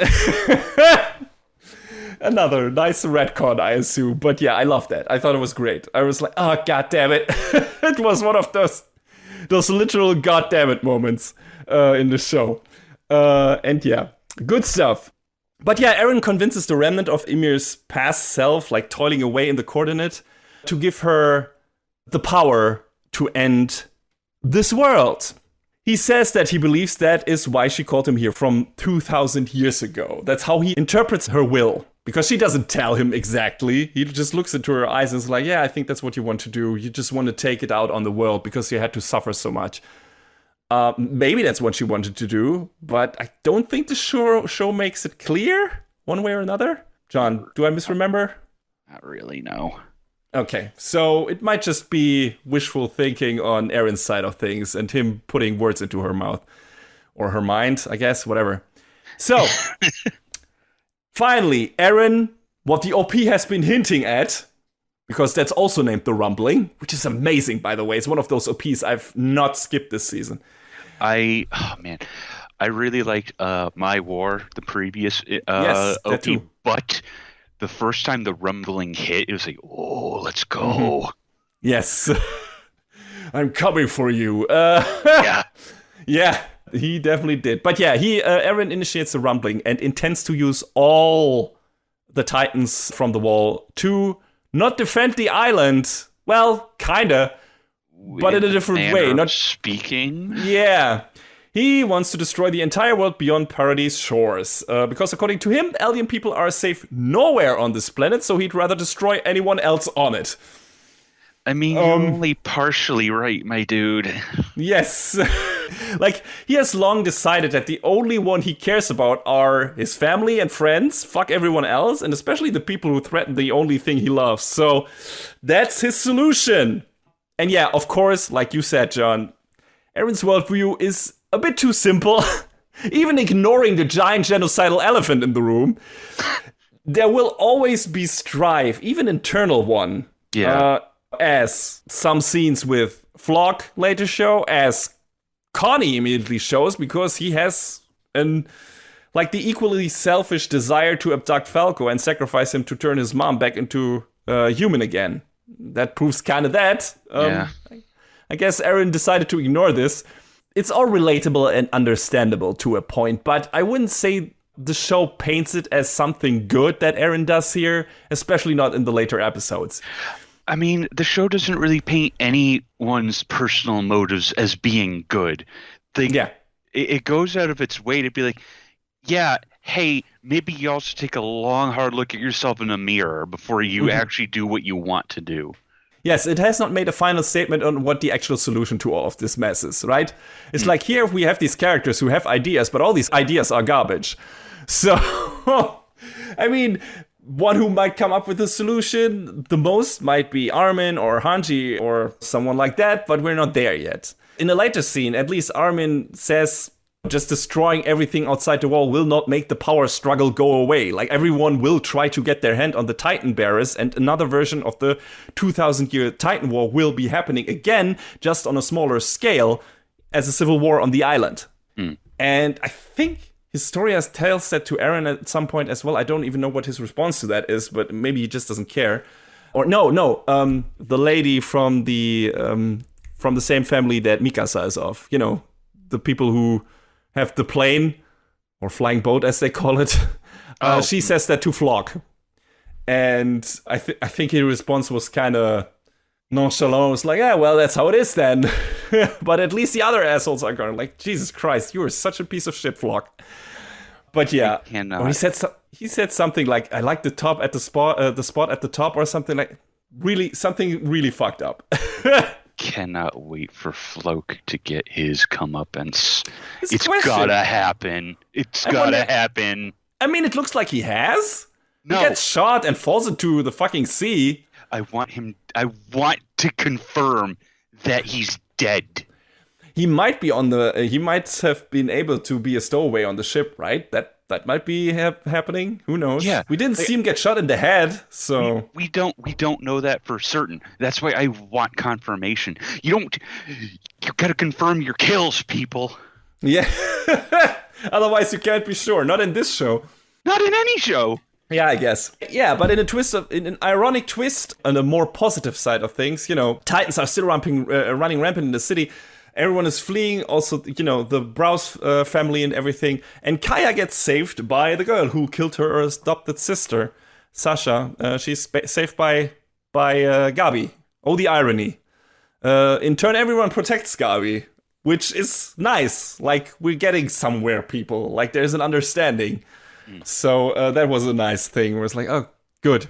And then I think the next couple of minutes or scenes is like all the scout regiment getting rid of the remaining normal Titans in the city, clearing them out.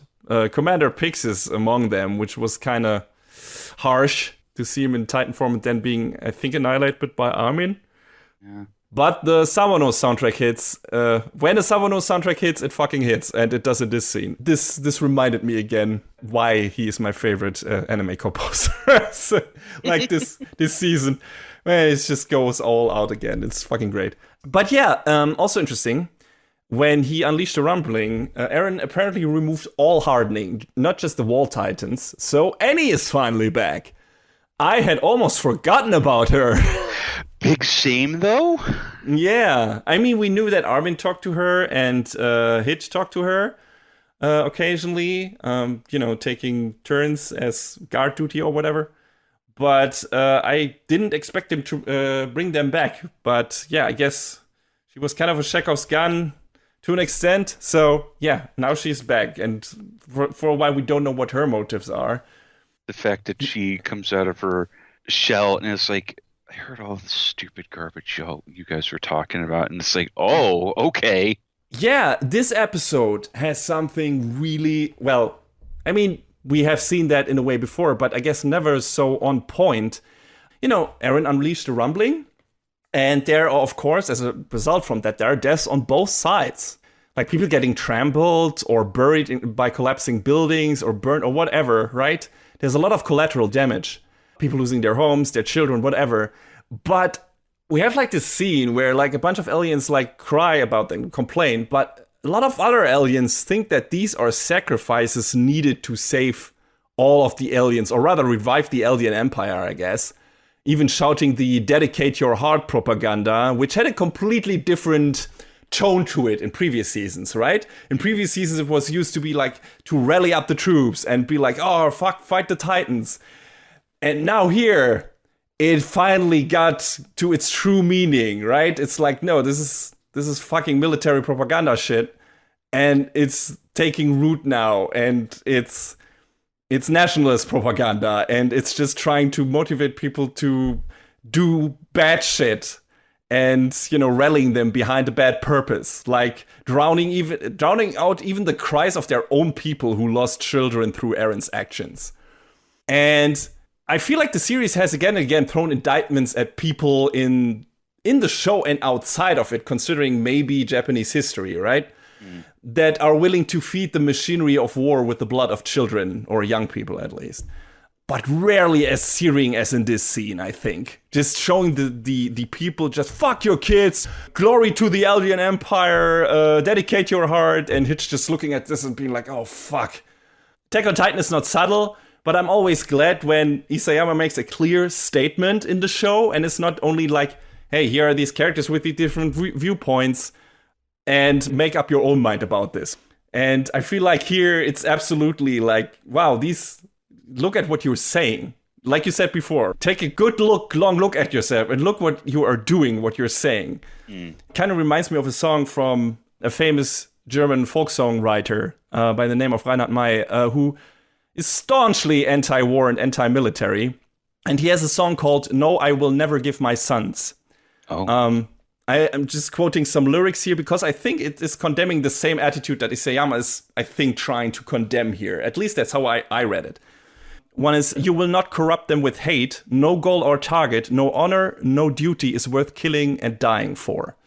Another one, they will not march in rank and file, not be your cannon fodder, not stand their ground and fight till the last man. They will not freeze to death on a godforsaken battlefield while you sit on a comfy pillow. And finally, I'll rather flee with them than let them become your dogs of war. I'd rather escape to a land far away in poverty like thieves in the night. I will not give my sons, I will not give my sons. So this is a bit closer to the pacifist view Isayama was trying to convey with Fritz at some point. It also relates to Annie's backstory, considering her father realizes way too late what he was doing to his adopted daughter and himself by turning her into War Machine, which we learn kind of in this episode as well. Because even Hitch didn't ask her to, and he kind of tells her whole backstory. But I think with Eren and some other characters, Isayama is trying to pose a counter-argument as well. What if you have already run to the end of the world? And what if war still follows you? What if it isn't necessarily about protecting your birthplace anymore, although that is also important to Eren? What if it isn't about bringing glory to your government, although, like we've seen in exactly this scene, some aliens are definitely all too easily swayed in that direction. That also counts for Flog. What if it is ultimately about pure survival? Will you then be willing to take up arms and fight and kill, or will you just stick to your beliefs and let invaders kill you instead and subjugate you? Your sons will die either way in that scenario. It's such an interesting discussion, and I'm still anxious to see what Isayama ultimately will declare as his own view on the matter, if he does at all. Like I said in our review of, Final Season Part 1, he might just let both arguments sit there when the show ends and let you make up your own mind about it, which is also fine. Of course, Eren doing a genocide shouldn't be the final, yeah, that'll do it, ! But I don't think it will be, so doesn't feel like the show is going there, or do you think that is where we're going with this? We've had so many swerves up to this point that I don't think that's Eren's aim. I don't know what his aim is, but I don't think it's that. But even if it is, because that's what they're painting, they're straightforward going for it this season. Like even at the final episode, Mikasa's like, maybe I saw something in Eren that wasn't really there. Maybe he was a different character.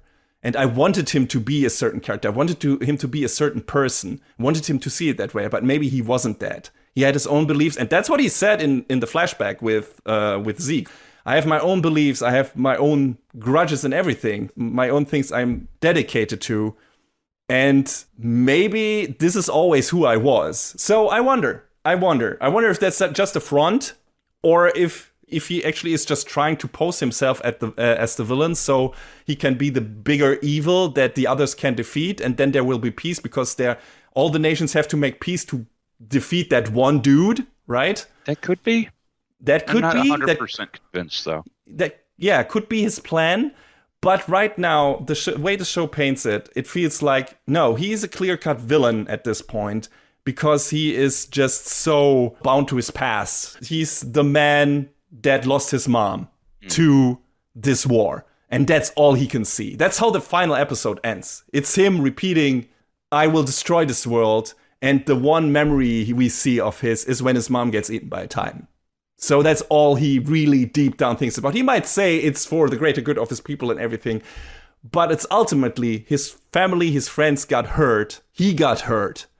And he is still taking revenge for that.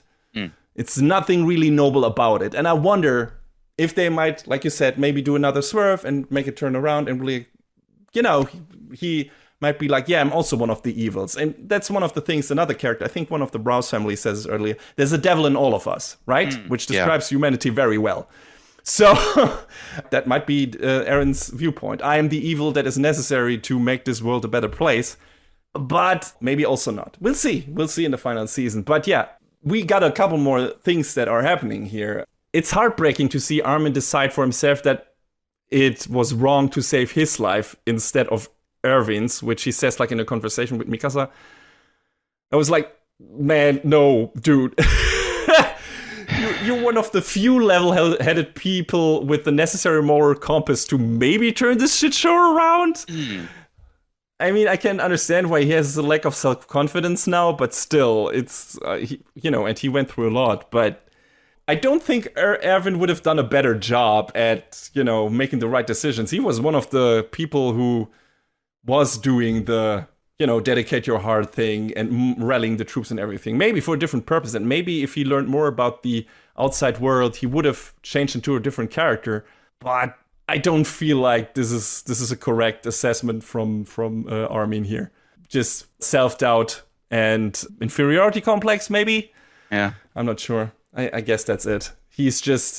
He can't handle it anymore. And the scene conveys that pretty well. Like, Mikasa's trying to ask him what they should do about Eren, and he just fucking flips on her. He's just like, I don't fucking know. This is too fucking much. There's so many bad things happening, and I don't know what to do about any of them. And it's understandable. I felt sorry for him in that scene. And yeah, like I said before, no one can accuse Attack on Titan of being too subtle. Yeah. We have a conversation at a campfire in episode 84 with all of the different characters. We have like some of the Malayans there. We have some of our main, previous main characters there and everything. Levi is back. Hooray. Mostly sleep though. But yeah. And that episode kind of lays it all out on Front Street. Like all the grief, all the hate, all the horrors done, all the history of never-ending violence, and then all the characters trying to find common ground to stop a greater evil from happening. So if that was Eren's plan, it's working. And it was kind of nice, again, to see the show address that openly. Magat being the one who portrays the one side, the Marleyan view, and Jean being on the other side of the fence. And this is the one saying, no, you killed these people. And it's like, yeah, you have to move past this at some point, otherwise this shit will never end. And they get, I guess, to that point in a way, at least in this small circle, which was nice. Jean being the MVP as usual. By this point is probably one of my favorites, if not the best character in the show. I don't know how you feel about him, John, but I think he's one of the absolute best characters.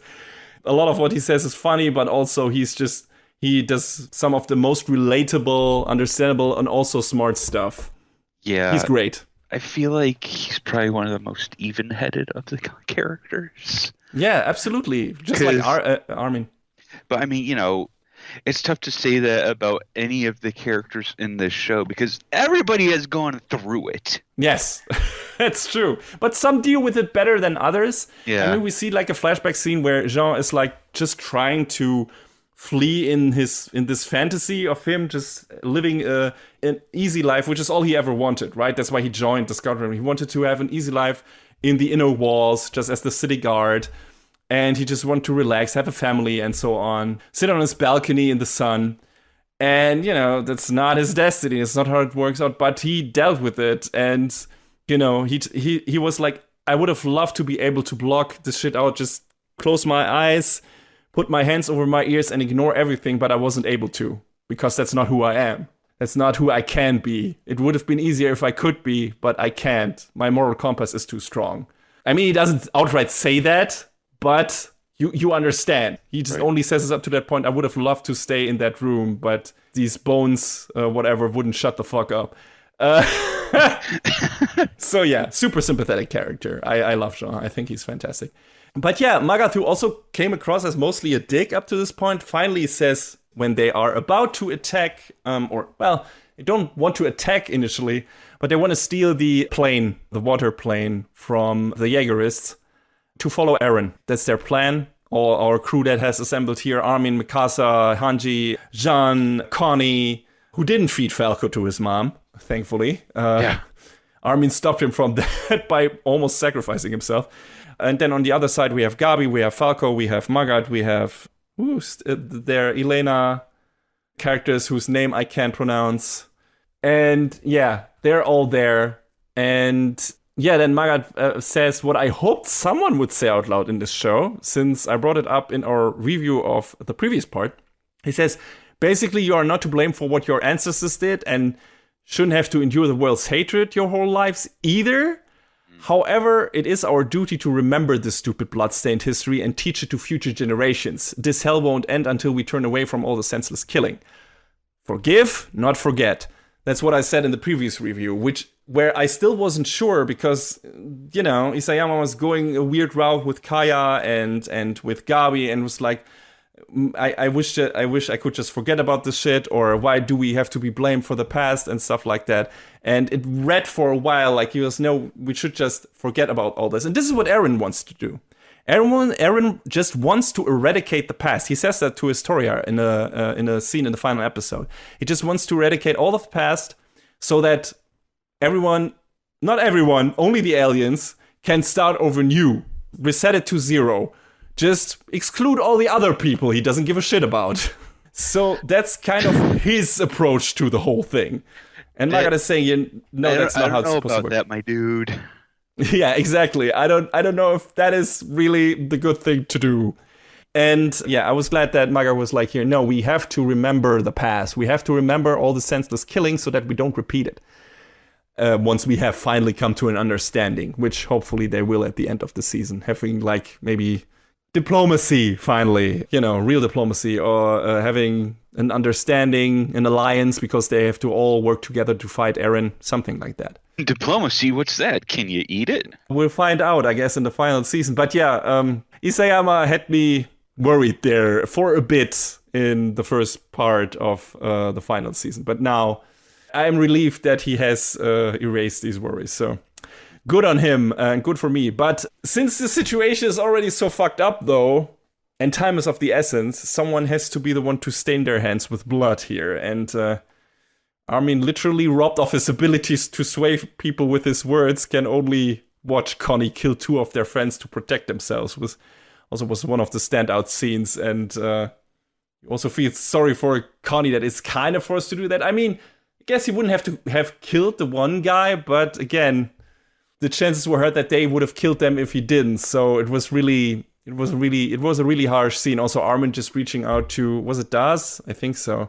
When he sinks into the ocean after getting shot. But it's like, hey, here's war. It sucks. Depending on what you think is right, you might have to betray your the people who were your companions up to that point, and who are misguided because they're supporting a fucking genocidal maniac right now. So, yeah. Reiner and Annie turn into Titans. It's nice to see Annie's Titan form after such a long time. And they're just treading through the fucking Jaegerists. That was a good action scene. If you, up till now, were of the opinion that the show didn't have enough breathtaking ODM gear action, the final battle in this season has you covered, I think. John, would you agree? Yeah, they definitely got back in there and were like, we got you covered. Crazy tracking shots are back. Yeah. Spider-Man action. Yeah, it's good stuff. I loved looking at it. But yeah, that's kind of all that happens. They steal the plane and the mechanics with them and everything, and they use a plane. They use a ship to tow the plane to a place on the continent, I think, to make the plane ready to actually follow Eren. And then you get the final shot of all the colossal wall titans annihilating Marley's defenses without effort, burning people to cinders, squashing cities under their heels, and Eren towering over everything in his new monstrous proto-founding titan form. And that's a real showstopper to end on. Well done, Mappa. Well done. That was really like, bam. This is how this part ends. Have fun waiting until next year. Fucked me up. It was really good. Like, I love this season. At this point, I'm sure the two main statements the show is going to make are, well, first of all, war sucks, duh. But also try to find a way to forgive and move past old grievances and come to an understanding. Otherwise, it's a cycle of never-ending misery for everyone. And also, I guess, fuck the older generation for making the youth fight their legacy wars to support their lust for power. Mm-hmm. And of course, my personal favorite, man, the human species sucks ass. Wow, it's almost like all of this is true to life. Yeah. Grabbed right out of the headlines. Yeah, I think that's what the show is going to settle on. We only probably have a couple more episodes to go, like you said, John, 8 to 10. And then we'll see. But that's my assumption now. I wasn't as sure in the previous part, but now this seems where Isayama is going with the whole thing. And like we said in the previous part, I am super sure Eren will die. Yeah. I mean, will he be still the villain when he does? I mean, he is annihilating innocent people right now. So I don't think there's walking back from it. He did that before, right? But now he has the power to do something else now. And he is choosing not to do it. He's choosing to just trample whole cities now. So I think he is at the point of no return. Unless they make like this thing where it's like, no, I did that, so you had a common goal to fight. He's like completely gone the full heel route. Like completely. And even if that is his justification, you know, if he's like, no, I was the only one who could be that devil that the world had to defeat as a common goal to come together. You know, that doesn't make him a better person. There were different ways to that. There were probably other routes. They would have had enough time, maybe, to figure a different solution out if he had just used the Titans as a defense force. But that's not what he is doing. So we'll see where that goes. John, how did you feel about the final turnaround for his character in the season and overall this part of the final season? Do you feel it was like straight continued things as they were before in terms of quality? Did you feel like there was a drop-off? Were you as engaged as you were with the previous part? Were you more engaged? Did you feel things were ramping up in an appropriate manner? I mean, we're clearly heading towards the final. So I feel like they've been able to keep the ramp up going. But now that we've hit what feels ostensibly like the climax, I wonder how it's going to get played from here. Like, obviously, like you said, Eren he's going to die. He's going to die. That is the end of this. But how that happens and how it gets framed, I think, is the real question. And how much shit goes down until then. Right. It's gonna be a while until the train gets the plane gets fixed up and they will reach Eren. He's probably gonna have trampled half of Marley at that point. So yeah, because everything is happening all at once. Both in terms of plot point and because of the way things have to be portrayed for them to make sense. By the time they get the plane off the ground, who knows? At that point, he could be halfway around the world, or further even. Yeah, we'll see. We'll see what happens. We also had, I forgot to mention that, but in the final episode, we had some of what happened during the time skip between season 3 and the final season. I didn't bring that up before. We had the important conversation between Historia and Eren I mentioned before, but also them in a rare moment of levity, see them encounter the outside world for the first time. Like our gang of characters, like tasting ice cream for the first time, seeing a car that they wanted to feed carrots to. And it was a great scene. And then they hang out with the refugees and having a good time and shit like that. But yeah, it enforces Eren's view at some point that what he wants to do is the right thing because there's this guy in in Congress or whatever was like, the real devils are on the island, whatever. And he's like, well, so much for that. And I'm going to do something about it. This failed. Yeah, this world will never change. So it will never leave us alone. So I'm going to do it my own way. And we have some stuff between Mikasa and Eren, but still more kind of like, okay, I guess this needed to be here, but you have not done enough with the relationship between those two characters in the previous seasons to now make a big deal out of it, I feel like. So, yeah. But aside from that, it was a nice episode. It was like, oh, this is interesting. Some of that stuff we could assume happened, but it was nice to see it anyway. And I like that. But yeah, we'll see where it goes from here. I'm really interested. I can't wait, but I have to for at least 6 months. So, but it was a good time. I really, really, again, like this final season. For all the negative things we have heard since the story moved past the stuff that happened at the end of season 3, and we had a new cast of characters and everything, I didn't feel like the show let me down in any way. Quite the opposite. Like, it completely, changed things up. Changed perspective, recontextualized a lot of the shit we've seen with our main characters do up to that point, and just does a completely different thing and goes more in depth with some of the statements made before and some of the character development of everything. So I have nothing to complain about. Production-wise, also not anymore. In the previous season, a bit maybe, yeah, because some of the CG was meh, but this season I didn't even have that to complain about, really. So yeah, overall, I was just really, really, really happy with this season. And I hope that trend continues. So we'll see. But we have reached the end of the season, not only for Attack on Titan, but overall. So there is one little thing we have still left to do.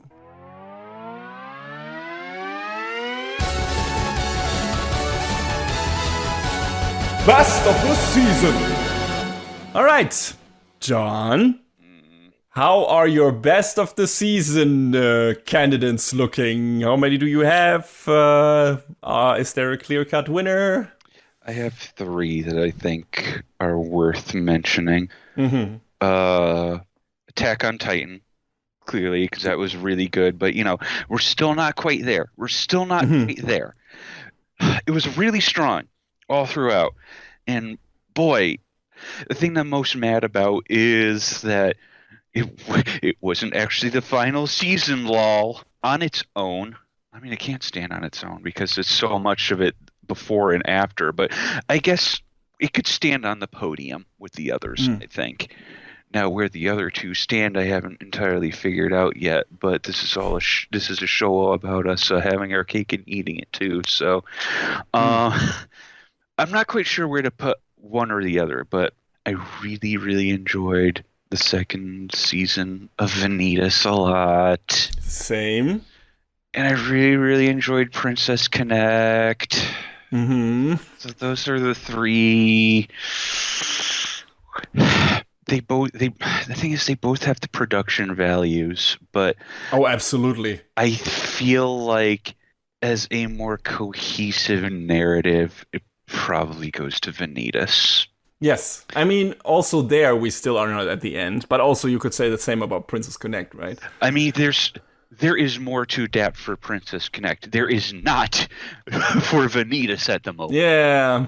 But yeah, it also felt like they really, I mean, there's a reason for that, why it felt so nicely paced, quick paced, because they just went through a bunch of manga material this season. But it was a lot of, they did it really well. It didn't feel rushed, and all the characters got an appropriate amount of time and everything. And yeah, the plot was really cool, and we had nice character development as well. So I agree with you that it felt like a really nice, cohesive narrative in that. I would side with Vanitas on this one. Yeah, I think that'll be my choice. Okay.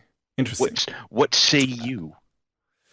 I mean, there were a lot of shows I at least liked this season. Demon Slayer was a fun ride. Sabi Kuibisco even more so, especially considering it was like this kind of neat thing out of nowhere. Was pretty freaky, and considering that there is probably more material. It really felt like a nice self-contained story. Can't say the same thing about Demon Slayer because that's definitely still going. But, that both had nice production values. It was just good action. Do you mean Demon Slayer the manga? Well, stuff to be adapted. Oh, okay. The manga is over, Slayer, but... The manga ended. Yeah, the manga ended, but, we haven't adapted all of the manga material yet. That's true. So there's still stuff coming.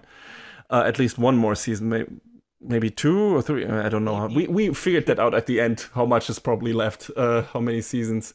But yeah, like you said, Princess Connect, a lot of fun, like super enjoyable. Do I like it more than the first season? And I think we had Princess Connect as our best of the season in one season. At least one of us did. But did I like it more than the first? I don't know. Maybe. Yeah, I might have liked it more than the first season. Because the plot got somewhere. And I like, plot-driven shows. And, I like the character story of Pecorine and Carol being resolved and everything. So yeah, I would overall say, yeah, probably better than the first season. Do I like it more than Vanitas and Attack on Titan? Ooh, probably not, because those two shows cater more to my sensibilities. Fair. So it would come down between those two. I mean, I also had Ranking of Kings, but, that show had some problems. I liked the two main characters. I liked the production values and everything, but I told you all about how I didn't like how the show handled its storytelling. Was way too fractured for me, and it kept a lot of important things way too close to its chest for way too long time. So, wouldn't make it on the podium. Sadly, if they did it different way, it would have, but like that. But yeah, it would come down between Attack on Titan and Vanitas, and I love Vanitas. I think this season was spectacular. I think it was a good time all the way through, just like, we talked about. But for me, it's Attack on Titan this season again. Because, I'm happy that I can say that. Like, nothing had me as engaged, thrilled, worried, disgusted, and hyped as the final, but actually still not yet final season of Attack on Titan. I was with the characters. I loved all the twists and turns. I loved the big reveal about what Eren's plan was. I liked the shit they did with the coordinate, the going into the past brain memory of Grisha Jäger, whatever, to manipulate him, all this weird sci-fi fantasy bullshit stuff that still wild. God. Yeah, still wild, and I loved it, even it was kind of dumb like you said, but it was just like, holy shit, that's what you're doing, amazing. I love it. So that's great, and where the characters are going, what the show is now pretty clearly trying to say, all the statements it just lays out there on Front Street, and I liked all of this, and I loved the season. I loved all the previous seasons of Attack on Titan. I love this show. I just hope I will be able to say the same thing next year. Until then, all I have left is hope and anxiety, which, looking at the state of the world these days, is just a general mood. But here we are, and that's how we will end the season. Stay safe, be good anime watching gals and guys, and talk to you all soon when we return with the sneak peek, I guess.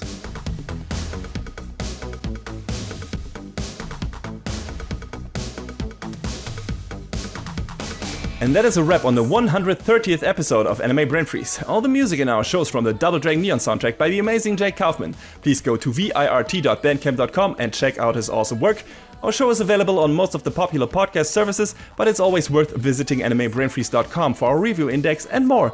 Leave us comments and questions on YouTube, follow us on Twitter at AnyBrainFreeze, or send an email to animebrainfreeze@gmail.com. We would love to read your feedback. Thanks for tuning in, we hope you had a good time, and please join us again on our next episode. Macht's gut! See yous later.